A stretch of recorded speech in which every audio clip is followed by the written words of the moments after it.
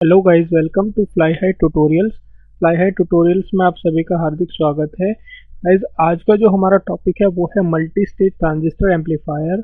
जो लोग first time इस लेक्चर को देख रहे हैं उनसे मेरी रिक्वेस्ट है कि इससे पहले हमारा जो एक लेक्चर है transistor as an amplifier and operating points, उसको एक बार अच्छे से देख लें, और उससे प्रीवियस भी अगर आपने लेक्चर्स नहीं देखे हैं तो उनको भी एक बार अच्छे से देख लें, ताकि अगर आपको कॉन्सेप्ट बना हुआ होगा तो इस तरीके के लेक्चर्स को समझने में काफ़ी आसानी होगी। ठीक है, तो आइए जल्दी से स्टार्ट कर लेते हैं कि मल्टी स्टेज ट्रांजिस्टर एम्पलीफायर है क्या। ठीक है, अगर मैं मल्टी स्टेज ट्रांजिस्टर एम्पलीफायर की बात करूं, जैसे कि आपको नाम से ही पता लग रहा है मल्टी स्टेज। ठीक है, तो मल्टी स्टेज का मतलब क्या है कि काफ़ी सारी स्टेजेस होंगी एम्पलीफायर की। ठीक है, लेकिन अब बात यह आती है कि हमें इसकी ज़रूरत क्यों पड़ती है। ठीक है, प्रैक्टिकली कई बार होता क्या है कि जो आपका सिंगल स्टेज एम्पलीफायर है, यानी कि केवल एक एम्पलीफायर है, उसकी लिमिटेशंस होती हैं कि मतलब जो वोल्टेज गेन है, मैक्सिमम वोल्टेज गेन वो कितना एक प्रोवाइड कर सकता है, तो उसकी लिमिटेशंस है। ठीक है, और कुछ हमारी एप्लीकेशंस ऐसी होती हैं जहां पर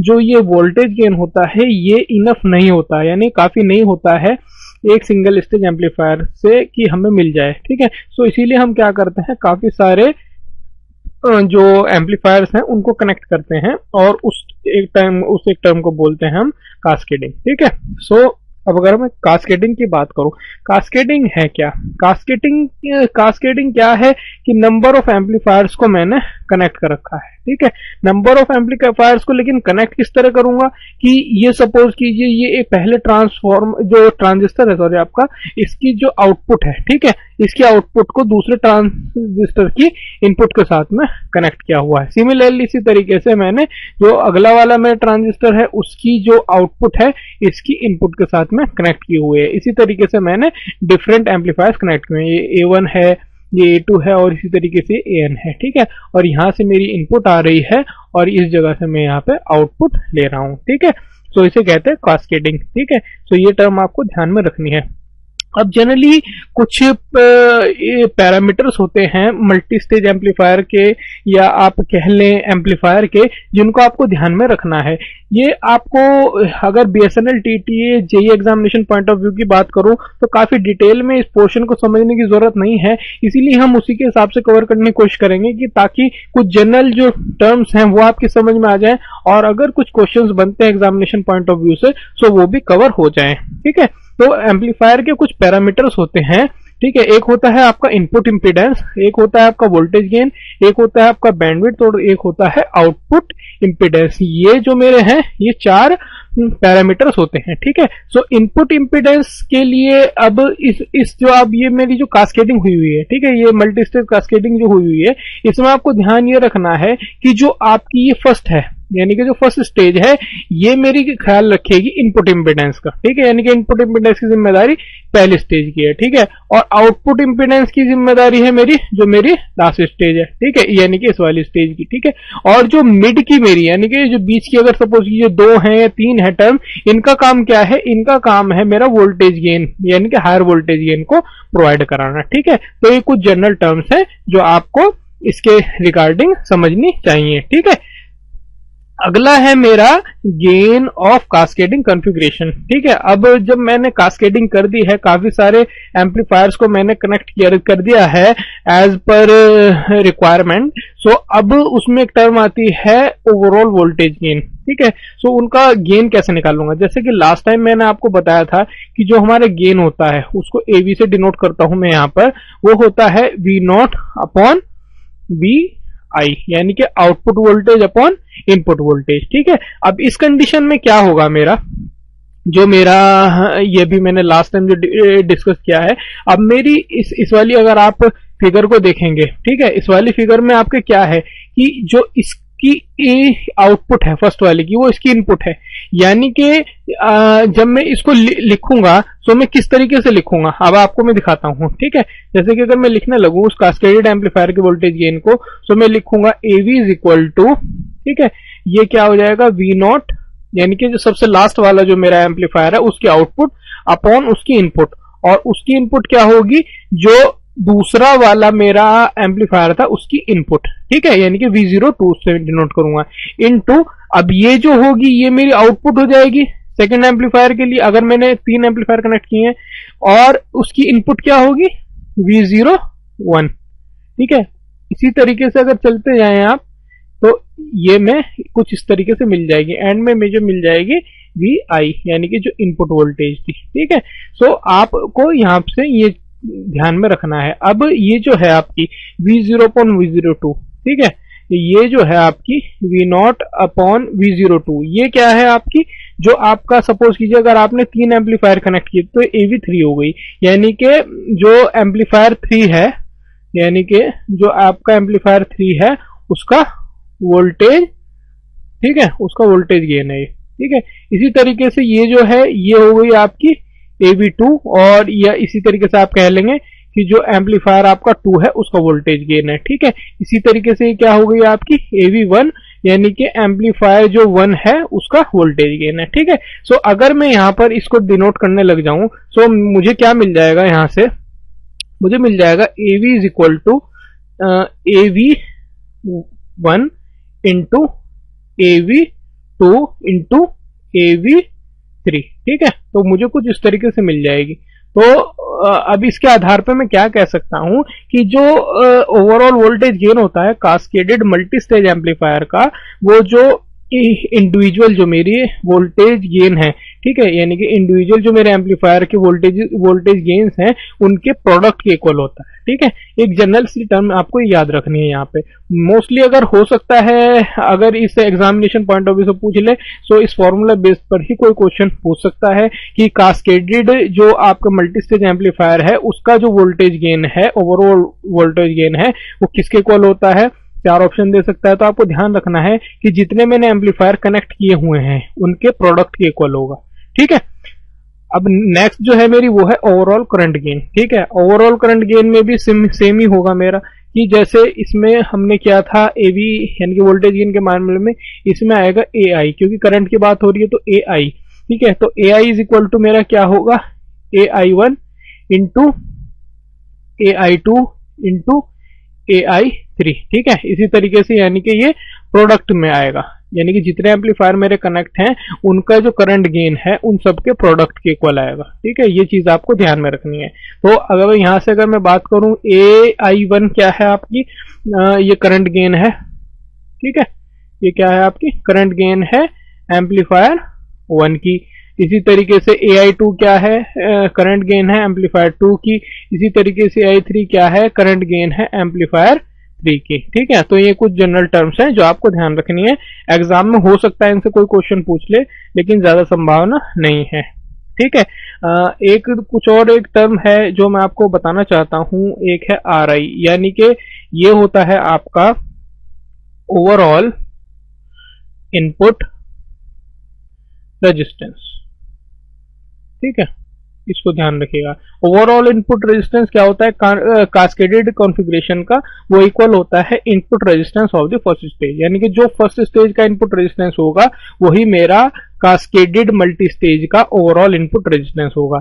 इसी तरीके से एक टर्म आती है R0, इसे को क्या कहता हूं मैं, ओवरऑल आउटपुट रेजिस्टेंस, ठीक है। इसको भी ध्यान रखना है। तो ओवरऑल आउटपुट रेजिस्टेंस क्या होगा, जो आपकी मल्टी स्टेज जो हमने कास्केडिंग की हुई है उसमें जो लास्ट एम्पलीफायर होगा जो उसका रेजिस्टेंस होगा वही मेरा ओवरऑल आउटपुट रेजिस्टेंस होगा, ठीक है। कुछ जनरल छोटे छोटे टर्म्स हैं जो आपको समझ लेनी चाहिए।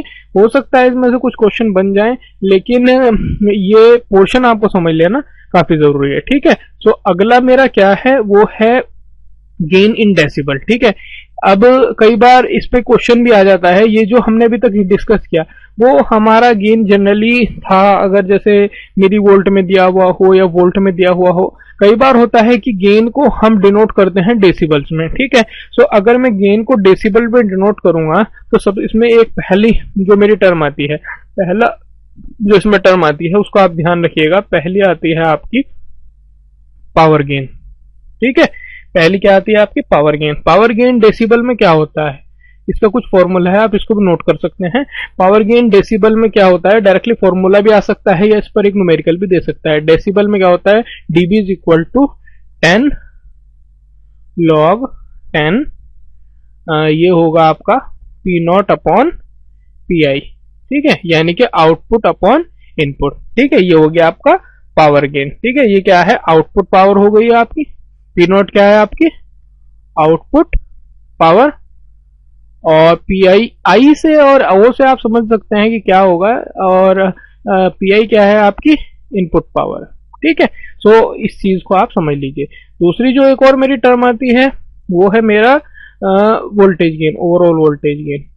ठीक है, ओवरऑल वोल्टेज गेन। तो ओवरऑल वोल्टेज गेन के फॉर्मूले को आप ध्यान से देखिएगा, क्योंकि पावर गेन के और वोल्टेज गेन के फॉर्मूले में थोड़ा फर्क है। वो क्या है कि इसका फॉर्मूला क्या होता है, डेसिबल में ओवरऑल वोल्टेज गेन क्या होगा, ये होगा आपका 20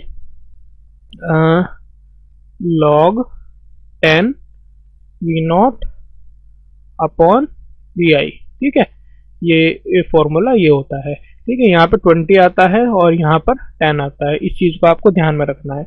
और V नॉट क्या है आपको ये पता ही लगी गया होगा, हमने पहले भी डिस्कस किया, ये आपका है आउटपुट वोल्टेज, ठीक है, ऑफ एम्पलीफायर। और VI क्या है मेरा, ये है इनपुट वोल्टेज ऑफ एम्पलीफायर।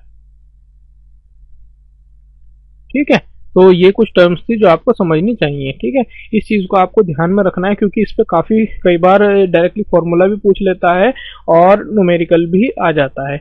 एक और इसमें इंपॉर्टेंट टर्म है वो आपको ध्यान रखनी है, वो एक है कि अगर काफी सारे आपके एम्पलीफायर कनेक्टेड है, यानी कि मल्टी स्टेज एम्पलीफायर है और डेसिबल में सबका आपको गेन दिया हुआ है, तो उस टर्म में आपका ओवरऑल वोल्टेज गेन जो होगा, ठीक है, डेसिबल में, ठीक है, डेसिबल में क्या होगा आपका वो देख लीजिए, वो होगा AV1, ये भी डेसिबल में, ठीक है, प्लस यहाँ पर क्या आएगा, प्लस आएगा, प्लस AV2, ये भी डेसिबल में।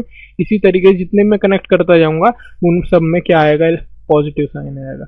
यानी कि अगर आपको गेन जो है वो डेसिबल में दिए हुए हैं तो आपको उन सब का क्या कर लेना है, एडिशन कर लेना है। ठीक है, लेकिन अगर डेसिबल में नहीं दिए हुए हैं तो जैसे कि हमने लास्ट टाइम डिस्कस किया था, तो इस पॉजिटिव साइन की जगह हमारा क्या आ रहा था, प्रोडक्ट आ रहा था, तो फिर प्रोडक्ट होगा। ठीक है, ये एक जनरल फर्क है जो कई बार आ जाता है एग्जामिनेशंस में भी, और वैसे भी आपको ध्यान में रखना चाहिए कि अगर डेसिबल में है तो पॉजिटिव आएगा, यानी कि इन सब का एडिशन होगा जितने भी गेन है, और अगर डेसिबल में नहीं है, लीनियर फॉर्म में है, तो आपको उन सब का प्रोडक्ट लेना है। ठीक है, ये टर्म्स आपको ध्यान में रखनी है, बार बार ये एग्जाम में पूछी जाती है। ठीक है, अब एक और मेरी टर्म है वो है methods of coupling multi stage amplifier. ठीक है, अब क्या है कि जैसे मैं कपलिंग करता हूँ मल्टी स्टेज एम्पलीफायर के, उनके कुछ मेथड होते हैं। ठीक है, सो मेथड वे कौन कौन से हैं उनको भी आपको मैं एक जनरल आइडिया दे देता हूँ, ज्यादा डीप में नहीं जाएंगे, एग्जामिनेशन पॉइंट ऑफ व्यू से इंपॉर्टेंट नहीं है। तो एक है आरसी कपलिंग होती है, एक ट्रांसफार्मर कपलिंग होती है और एक डायरेक्ट कपलिंग होती है। ठीक है, सो ये जो फिगर आपको दिख रही है, इस फिगर में क्या है, आप देखेंगे कि ये आर यानी कि रेजिस्टेंस लगा हुआ है और ये कैपेसिटर लगे हुए हैं। ठीक है, तो ये अगर ये एक स्टेज है मेरी, ये वाली एक स्टेज है, ठीक है, और ये मेरी, ठीक है, ये मेरी दूसरी स्टेज है, जस्ट समझाने के लिए बता रहा हूं।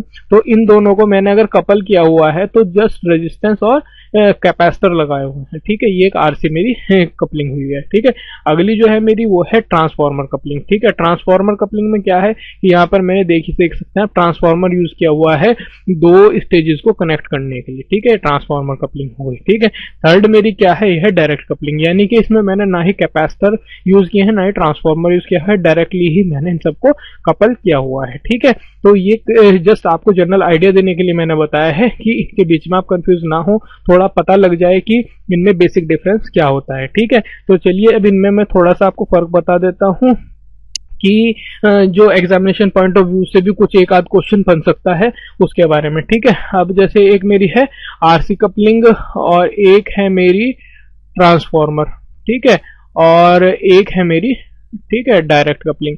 जो थोड़ा जस्ट जनरल आइडिया दे रहा हूं आपको, इसमें जो एलिमेंट हैं आपके कौन कौन से यूज हो रहे हैं, इसमें आर यानी कि रेजिस्टेंस और कैपेसिटर यूज हो रहे हैं। ट्रांसफार्मर कपलिंग में नाम से पता लग रहा है कि मेरा ट्रांसफार्मर यूज हो रहा है, और डायरेक्ट कपलिंग में कोई भी मेरा एलिमेंट यूज नहीं हो रहा है, उसमें मैंने डायरेक्टली कनेक्ट किया हुआ है। ठीक है, तो एक और जो आपको ध्यान में रखनी चाहिए, ये तो आपका पहला डिफरेंस हो गया। एक और डिफरेंस क्या होता है कि कौन से सिग्नल को मैं, किस टाइप के सिग्नल को मैं कपल कर सकता हूँ, ये इंपॉर्टेंट है। ठीक है, तो ये ध्यान रखिए, आरसी केस में मैं एसी को कपल कर सकता हूँ, इसमें भी मैं यानी कि ट्रांसफार्मर में भी मैं एसी को ही कपल कर सकता हूँ, लेकिन डायरेक्ट कपलिंग में मैं डीसी एंड एसी दोनों को कपल कर सकता हूँ। ठीक है, ये ध्यान में रखना है कि कौन कौन से मैं कपल कर सकता हूँ। ठीक है, एक और इसमें मैं फर्क बताऊं आपको, तो इसमें क्या है, अगर एसी को कपल कर रहा हूं तो डीसी मेरी जो है वो ब्लॉक रहेगी। ठीक है, इसमें भी मेरी डीसी जो है वो ब्लॉक रहेगी क्योंकि एसी को कपल कर रहा हूं। ठीक है, इसमें डीसी को हम DC will not be blocked. ठीक है, ये आपको ध्यान में रखना है कि कुछ जस्ट एक आइडिया की अगर कोई क्वेश्चन बनता है तो आपको इसके बारे में पता हो जाए। ठीक है, और कुछ इसमें इंपॉर्टेंट नहीं है, सिर्फ एक चीज़ और है कि अगर मैं डीसी का एम्पलीफिकेशन चाहूँ, ठीक है, अगर डीसी का एम्पलीफिकेशन चाहूँ तो क्योंकि इसमें डीसी की बात ही नहीं हो रही तो इसमें भी एम्पलीफिकेशन नहीं होगा, इसमें भी नहीं होगा, इसमें होगा आपका डीसी का एम्पलीफिकेशन। ठीक है, तो ये कुछ चीज़ें थी जो आपको ध्यान में रखनी है। हो सकता है इस पर कोई क्वेश्चन आ जाए लेकिन ज़्यादा उम्मीद नहीं है, बस जस्ट जनरल आइडिया ले लीजिए आप। ठीक है, अब नेक्स्ट जो है मेरा वो है effect of cascading on frequency response and bandwidth. ठीक है, सो जो अगर मैं कास्केडिंग कर देता हूँ पूरे उसका एक ओवरव्यू आपको जो दिया है मैंने पुराने लेक्चर्स में, कि जब मैं कास्केडिंग करता हूँ तो फ्रीक्वेंसी रिस्पॉन्स पर और बैंडविड्थ पर क्या फर्क पड़ता है। ठीक है, एग्जामिनेशन पॉइंट ऑफ व्यू से कुछ चंद बातें बता देता हूँ आपको। ध्यान रखिए कि जब भी मैं कास्केडिंग कर देता हूँ, ठीक है, जब भी मैं कास्केडिंग कर देता हूँ तो जो कास्केडेड मल्टी स्टेज एम्पलीफायर की बैंडविड्थ होती है, ठीक है, यानी कि अगर मैं कास्केडिंग की है तो जो कास्केडेड मल्टी स्टेज एम्पलीफायर की जो बैंडविड्थ होगी वो हमेशा लेस देन होगी सिंगल स्टेज से। ठीक है, ये आप ध्यान में रख लीजिए इस बात को। ठीक है, यानी कि अगर मेरे काफी सारे मैंने एम्पलीफायर्स कनेक्ट किए हुए हैं यानी कि मल्टी स्टेज है तो उसकी बैंडविड्थ कम होगी, सिंगल स्टेज एम्पलीफायर की ज्यादा होगी। ठीक है, यानी कि सिंगल स्टेज एम्पलीफायर की ज्यादा होगी मल्टी स्टेज से। ठीक है, यानी कि मल्टी स्टेज की बैंडविड्थ कम होगी। ठीक है, और एक छोटा सा फॉर्मूला और आपको ध्यान में रखना है कि जो बैंडविड्थ होती है, ठीक है, बैंडविड्थ किसकी इक्वल होती है, वो है F H of L minus F L of N. ठीक है, ये भी मैं दोनों टर्म आपको डिस्कस करूंगा कि एफ एच ऑफ एल क्या है and F L of N क्या है। ठीक है, सो इसमें कुछ टर्म आती हैं, इसका जस्ट जनरल हम फॉर्मूला ही देखेंगे। क्या है, मेरी lower 3 decibel frequency of cascaded multi stage amplifier. ठीक है, तो लोअर 3 डेसिबल फ्रीक्वेंसी है। ठीक है, एफ एल जो है मेरी वो क्या है, ये जो एफ एल है मेरी ये क्या है, लोअर 3 डेसिबल फ्रीक्वेंसी है। ठीक है, इसका मैं फॉर्मूला बता देता हूँ आपको, एग्जाम में पूछ भी सकता है और इस एग्जामिनेशन पॉइंट ऑफ व्यू से इतना इंपॉर्टेंट नहीं है। तो वो है एफ एल ऑफ एन, यानी कि लोअर 3 डेसिबल फ्रीक्वेंसी है इज इक्वल टू होगी F L upon under root, ठीक है, अंडर रूट 2 की पावर 1 अपॉन एन माइनस 1। ठीक है, ये आप ध्यान रखिए। ठीक है, एफ एल ऑफ एन क्या है ये मैंने बता दिया है आपको, ये क्या है, लोअर 3 डेसिबल फ्रीक्वेंसी है। और एफ एल क्या है, एफ एल के बारे में बता देता हूँ, ये भी आपकी लोअर 3 डेसिबल फ्रीक्वेंसी है लेकिन किसकी, सिंगल स्टेज की, सिंगल स्टेज एम्पलीफायर की क्या है, लोअर 3 डेसिबल फ्रीक्वेंसी। ठीक है, और n क्या है, यहाँ पे जो ये n यूज किया हुआ है मेरा, n क्या है, n क्या है आपकी, n से आपको पता लग ही गया होगा ये क्या है, number of stages, stages connected. ठीक है, यानी कि जब मैंने कास्केडिंग की है तो कितने स्टेजेस यूज किए हैं वो मेरी n आ गई। ठीक है, तो इस फॉर्मूले को आप नोट कर लीजिए। इस पे डायरेक्टली अगर आपका जेटीओ लेवल पे आई थिंक कभी आ सकता है इस पे आपका क्वेश्चन, लेकिन आपको जेई लेवल के लिए भी इसको प्रिपेयर करना चाहिए, तो इस फॉर्मूले को आप नोट कर लीजिए। ठीक है, इसके बाद है मेरा अपर 3 decibel frequency of cascaded multi stage amplifier. ठीक है, अपर 3 डेसिबल फ्रीक्वेंसी जैसे कि आपने लोअर की अभी निकाली, अपर की बता देता हूँ, इसको क्या कहेंगे आपकी एफ एच ऑफ एन, उसको एफ एल ऑफ एन कहा था आपने, इसको क्या कहेंगे, एफ एच ऑफ एन। ठीक है, इसका भी जो डायरेक्ट फॉर्मूला बता देता हूँ आपको मैं, वो होगा एफ एच अंडर रूट 2 की पावर 1 अपॉन एन माइनस 1। ठीक है, ये आप इसका फॉर्मूला ध्यान रख लीजिए। एफ एच ऑफ एन क्या है आपको बता दिया मैंने, अपर 3 डेसिबल फ्रीक्वेंसी है कास्केडेड मल्टीस्टेज एम्पलीफायर की। ठीक है, एफ एच क्या है, ये सिंगल स्टेज के लिए, सिंगल स्टेज की अपर 3 डेसिबल फ्रीक्वेंसी। ठीक है, और एन जैसे कि लास्ट टाइम जानते हैं क्या है, नंबर ऑफ स्टेजेस। ठीक है, तो इस चीज को आप याद रख लीजिए, जस्ट फॉर्मूला आपको पता होना चाहिए। ठीक है, अब एक और टर्म आती है कि बैंडविड्थ मल्टी स्टेज जो एम्पलीफायर है उसकी क्या होती है। ठीक है, तो एक ग्राफ के जरिए से आपको मैं बताने की कोशिश करूंगा। ये मैं बता रहा हूँ कि अगर यहाँ वाई एक्सिस पे मैं अगर गेन को प्लॉट करता हूँ, ठीक है, ये मेरा डेसिबल में रहेगा। ठीक है, और जो मेरा एक्स एक्सिस है, ठीक है, एक्स एक्सिस पे मैं क्या है, मेरी फ्रिक्वेंसी हर्ट्ज में। ठीक है, इसको डिनोट करता हूँ। ठीक है, तो अब आपको मैं जस्ट जनरल आइडिया दे रहा हूँ। मैंने क्या बताया था आपको कि ये सपोज लीजिए एक मैं हल्का छोटा सा ग्राफ बनाने की कोशिश कर रहा हूँ। ठीक है, ये फ्रिक्वेंसी रिस्पॉन्स कर्व मैं डिज़ाइन कर रहा हूँ जनरली। सो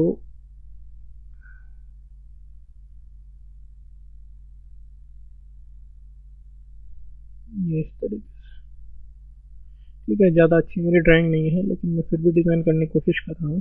सो ये जो है, ये क्या है आपकी, ये आपकी फ्रिक्वेंसी रिस्पॉन्स, ठीक है, और कास्केडेड एम्पलीफायर का। ठीक है, ये जो है, ये जो छोटी वाली है, और ये जो है, ये क्या है, frequency response of single stage का। ठीक है, सो मैंने आपको बताया था कि जब कास्केडिंग करता हूँ मैं, सो जो बैंडविड्थ होती है मल्टी स्टेज एम्पलीफायर की वो कम हो जाती है। ठीक है, सो ये जो है, ये जनरली ये इस तरीके से, अगर मैं यहाँ पर कुछ कर्व ये डिनोट करता हूँ, ये जो है, ये बैंडविड्थ है आपकी। ठीक है, किसकी, मल्टी स्टेज एम्पलीफायर की बैंडविड्थ मल्टी स्टेज की।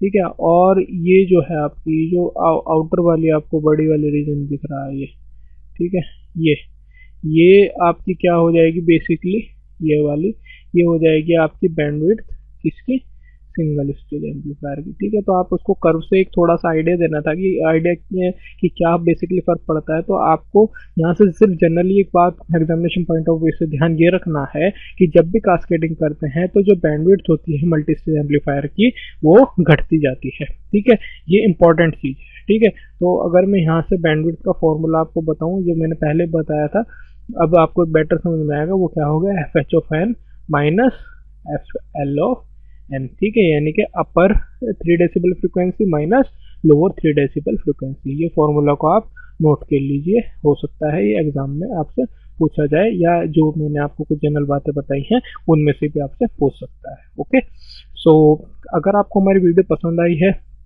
ठीक है, सो काइंडली सब्सक्राइब कीजिए, लाइक कीजिए और शेयर कीजिए। ठीक है, और अगर आपका कोई कमेंट या सुझाव है तो कमेंट कीजिए कमेंट बॉक्स में जाकर। ठीक है, सो क्योंकि और जो ये कुछ लेक्चर्स लेट में है, कुछ इश्यूज़ के कारण, आई थिंक हेल्थ इश्यूज़ के कारण मैं वीडियोज़ अपलोड नहीं कर सका, उसके लिए मैं माफ़ी चाहता हूँ। ठीक है, सो देखने के लिए आपका बहुत बहुत धन्यवाद। Thank you very much.